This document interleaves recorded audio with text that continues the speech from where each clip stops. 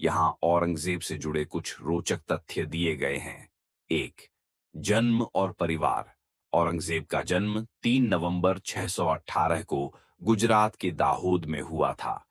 वे मुगल बादशाह शाहजहां और मुमताज महल के तीसरे पुत्र थे। 2, राजगद्दी पर कब्जा।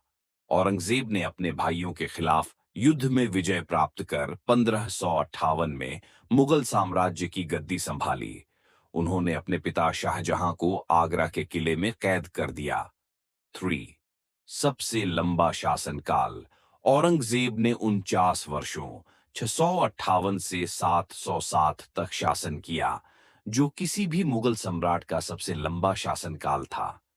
4, धार्मिक नीतियां। औरंगजेब ने सुन्नी इस्लाम का कड़ाई से पालन किया।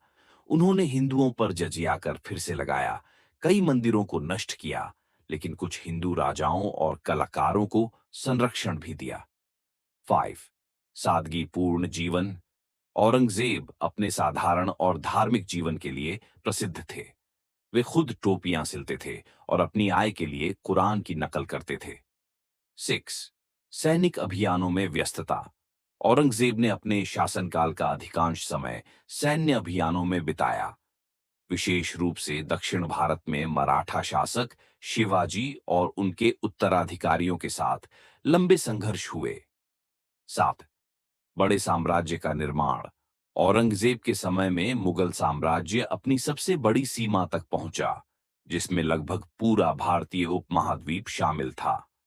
8, वास्तुकला का योगदान। औरंगजेब ने अन्य मुगल शासकों की तरह भव्य इमारतें नहीं बनवाईं।